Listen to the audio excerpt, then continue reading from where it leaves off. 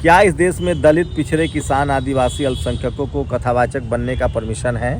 शंकराचार्य बन सकते हैं, महामंडलेश्वर बन सकते हैं? क्या हमें अयोध्या, तिरुपति बालाजी, राम मंदिर, हनुमान मंदिर, सब में ट्रस्टी बनाया जाएगा, पुजारी बनाया जाएगा? ब्राह्मण जो है वो मंत्र से पैदा होता है और शूद्र अछूत जो है वो संभोग से पैदा होता है। ऐसे जोड़े जो जिनके बच्चे नहीं होते हैं, जो IVF का इस्तेमाल करते हैं, जो तमाम तरह के मेडिकल रिसोर्सेज पर खर्च करते हैं, उनके सामने उनको प्रयोग करके दिखाना चाहिए कि मंत्र से कैसे बच्चा पैदा होगा। राम भद्राचार्य कह रहे थे कि हम कुंभ में पाकिस्तान को मिला लेंगे, क्यों नहीं मिला पाए? बांग्लादेश आंख दिखा रहा है। हमारी सरकार ने 114 राफेल और ऑर्डर किए हैं फ्रांस से। जो कथावाचक हैं वो 10-10 रुपए लेते हैं भक्तों से और खुद अरबपति हो जाते हैं, और उनके जो भक्त हैं उनकी ज़िंदगी में कोई असर नहीं पड़ता है। और ये धीरेन्द्र शास्त्री जैसे लोग जो हैं, जो कह रहे हैं हिंदू राष्ट्र बनाएंगे, तो सिख समाज के लोग कहाँ जाएंगे? बुद्धिस्ट के प्रति क्या करेंगे? ये कुछ नहीं है, ये लोग पॉलिटिकल पार्टी के एजेंट हैं और ये अपना रोजी रोटी चला रहे हैं। जो पीड़ित शोषित लोग हैं उनको लोकतंत्र, संविधान के प्रति सजग होना चाहिए।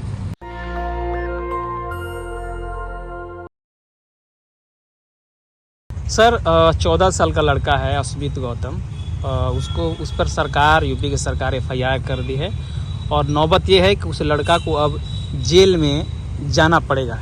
इसको आप किस प्रकार से देख रहे हैं? अभी तो मुझे इसकी मुझे जानकारी नहीं है। अगर आपकी बात सही है कि FIR किया गया है, तो मैंने उनके कुछ वीडियो क्लिप्स देखे हैं। जी। वो अंधविश्वास के खिलाफ बात करते हैं, वो कर्मकांड के खिलाफ बात करते हैं और वो कॉन्स्टिट्यूशनली, संवैधानिक तौर पर जागरूकता के बारे में बात करते हैं। वो भगत सिंह की बात करते हैं, फूले पेरियार अम्बेडकर की बात करते हैं, रेशनल बातें करते हैं, अंधविश्वास के खिलाफ बात करते हैं। तो शानदार वीडियो, मैंने वीडियो देखे, लेकिन FIR हुई है उन पर, किसने कराया है, कहाँ कराई, ये मेरी जानकारी में नहीं है। अगर आप कह रहे हैं कि ऐसा हुआ है तो ये ठीक नहीं है। ऐसे वक्त में देखिए, अभी मैं आपको एक खबर बता रहा हूँ, ईरान पर हमला होने की तैयारी थी। अमेरिका ने पूरी तैयारी कर रखी थी। यहाँ तक कि भारतीय दूतावास खाली करा लिया गया, भारत के लोगों को बुला लिया गया। खुद बेंजामिन नेतन्याहू जो इजराइल के प्रधानमंत्री हैं, वो ग्रीस चले गए, क्योंकि ईरान के जो मिसाइल की रीच है वो इजराइल तक है। बेंजामिन नेतन्याहू ने पुतिन को फ़ोन किया कि हम ईरान पर हमला करने वाले हैं। पुतिन ने कहा कि ये गलती मत करना, ईरान के पास परमाणु बम है और उसके पास ऐसे मिसाइल है जो इजराइल पर भी गिर सकता है और अमेरिका पर भी। और उसके बाद ट्रंप को ये फैसला लेना पड़ा कि हम ये हमला नहीं करेंगे। कहने का मेरा मतलब है कि अब विज्ञान का दौर है, अभी जो है तकनीक का दौर है। वही सब देश सुरक्षित है जो विज्ञान है, तकनीक है। अभी एक देवकी नंदन ठाकुर जो कथावाचक है, जो अपने आप को धार्मिक कथावाचक कहते हैं, लेकिन उन्होंने एक बयान दिया है कि ब्राह्मण जो है वो मंत्र से पैदा होता है और शूद्र अछूत जो है वो संभोग से पैदा होता है, बायोलॉजिकली। तो आप सोचिए, हमें तो लगता है कि अगर ये टेक्निक उनके पास है, ये तकनीक उनके पास है, तो बाकायदा वो टेस्ट करे। और ये जो तमाम जो ऐसे कपल्स, ऐसे जोड़े जो जिनके बच्चे नहीं होते हैं, जो IVF का इस्तेमाल करते हैं, जो तमाम तरह के मेडिकल रिसोर्सेज पर खर्च करते हैं, उनके सामने उनको प्रयोग करके दिखाना चाहिए कि मंत्र से कैसे बच्चा पैदा होगा। तो मैं फिर कह रहा हूँ कि इस देश में जो भी विज्ञान की बात कर रहा है, नेचर को, नदी नाले पेड़ पौधे को बचाने की बात कर रहा है, वो मानवता को बचाने की बात कर रहा है, देश को मजबूत करने की बात कर रहा है। हमारी सेना बहुत मजबूत है, हमारी सेना के शौर्य का दुनिया लोहा मानती है, लेकिन हमारी सेना को तकनीक प्रोवाइड कराना पड़ेगा, चाहे फाइटर प्लेन हो।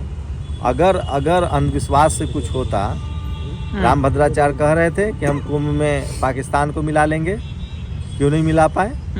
बांग्लादेश आंख दिखा रहा है। हमारी सरकार ने 114 राफेल और ऑर्डर किए हैं फ्रांस से।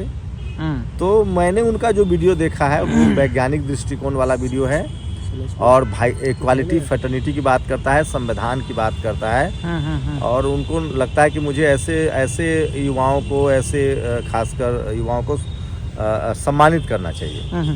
सर, एक तरफ अभिनव अरोड़ा हैं, जो आप देखेंगे उनका वीडियो किस प्रकार से बात करते हैं और उनको नितिन गडकरी जैसे मंत्री सम्मानित करते हैं और एक तरफ एक छोटा सा 14 साल के लड़का को जेल भेजने की तैयारी, इन दोनों में क्या अंतर आप पा रहे हैं, किस प्रकार? देखिए, कौन अपने बच्चे को पुजारी बनाना चाहता है? मैं फिर कह रहा हूँ, आज के डेट में पुजारी के प्रोफेशन में भी कम सफलता नहीं है। हाँ। सबसे ज़्यादा सफलता आप देखेंगे, अभी एक वो कोई सतुआ बाबा है, वो ब्राह्मण समाज के ही हैं। वो चार वो पोर्से से चलते हैं, डिफेंडर से चलते हैं। सवाल है कि क्या इस देश के दलित, पिछड़ा, किसान, आदिवासी, अल्पसंख्यक शंकराचार्य बन सकते हैं? क्या मैं कथावाचक बन सकता हूँ? नहीं बन सकता। यूपी में यादव, कुशवाहा कथावाचक बनने गए, उनको मारा गया। पटेल समाज की बेटी कथावाचिका थी रीवा में, उनको ह्यूमिलिएट किया गया। साहू समाज की बेटी थी कथावाचक, उनको ह्यूमिलिएट किया गया।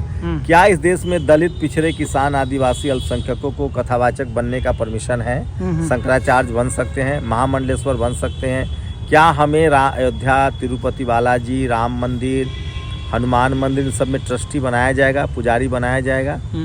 ये भी एक बड़ा सवाल है। और इंडिविजुअल जिसकी जो मंशा, आपको अपने बच्चे को अगर पुजारी बनाना है तो बनाइए, उसमें क्या आपत्ति है? तो फिर बच्चे का तो सर लिखने, पढ़ने, खेलने का वो तो एक अधिकार छीन रहे हैं, एक तरह से जस्ट लाइक ए मर्डर की प्रति हो जाएगी ना सर ये? अब देखिए, ये तो एक अब यूरोप में कानून है इस तरह से, भारत में भी कानून बन जाए कि भैया इतने साल के बच्चे तक को स्कूल भेजना ही है। लेकिन अभी ऐसा कुछ नहीं है। तो कोई गार्जियन अपने बच्चे को पुजारी बना रहा है तो वो उनका विशेषाधिकार है, वो समझे।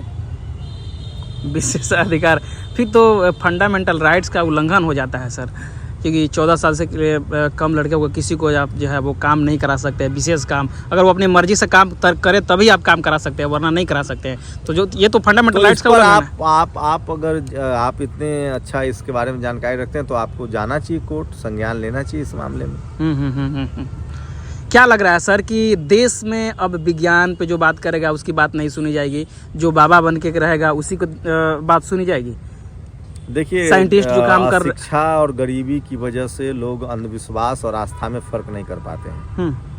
आस्था, सभी की आस्था का सम्मान है, लेकिन अंधविश्वास के नाम पर लोगों को, आस्था के नाम पर लोगों को अंधविश्वास में धकेलना, उनका सोशल, इकोनॉमिकल, आर्थिक रूप से शोषित चल क्या रहा है। बाबा लोग जो हैं, जो कथावाचक हैं, वो 10-10 रुपए लेते हैं भक्तों से और खुद अरबपति हो जाते हैं, और उनके जो भक्त हैं उनकी ज़िंदगी में कोई असर नहीं पड़ता है।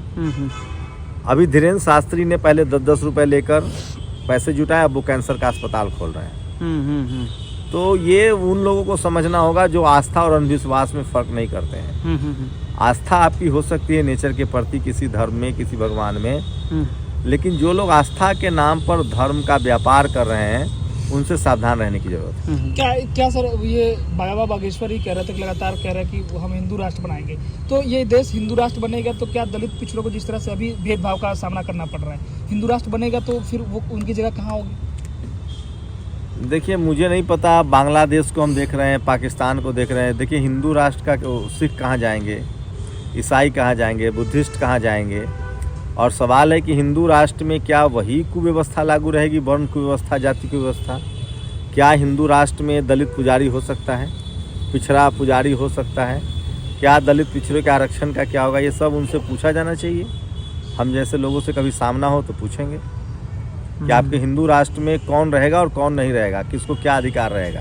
क्योंकि कथा करने पर यादव जी का चुटिया काट लिया गया। वही सब सवाल इनसे सब इस देश के 90% लोगों को समझना पड़ेगा, जिनको धर्म के नाम पर शोषण का शिकार किया जा रहा है। हम किसी धर्म के खिलाफ नहीं, किसी आस्था के खिलाफ नहीं है, लेकिन अगर आपका संवैधानिक अधिकार कोई धर्म छीन रहा है तो उस पर बात करने की ज़रूरत है। और ये धीरेन्द्र शास्त्री जैसे लोग जो हैं, जो कह रहे हैं हिंदू राष्ट्र बनाएंगे, तो सिख समाज के लोग कहाँ जाएंगे, बुद्धिस्ट के प्रति क्या करेंगे?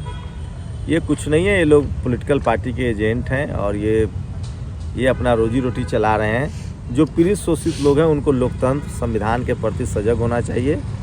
उनको भी संविधान ही अधिकार देता है ये सब बात बोलने का, बोलने दीजिए, कोई बात नहीं है। जिनको संविधान पर भरोसा है, लोकतंत्र पर भरोसा है, उनको लोकतंत्र और संविधान को आगे बढ़ाने पर काम करना चाहिए। नेशनल दस्तक की आपसे गुजारिश है कि अगर इसको बचाना चाहते हैं तो नेशनल दस्तक को सब्सक्राइब करने के लिए रेड कलर के सब्सक्राइब बटन को दबाएं, फिर बेल आइकन की घंटी दबाएं। नेशनल दस्तक को बचाने के लिए बहुत जरूरी है कि हर खबर को शेयर करें, लाइक करें, कमेंट जरूर करें।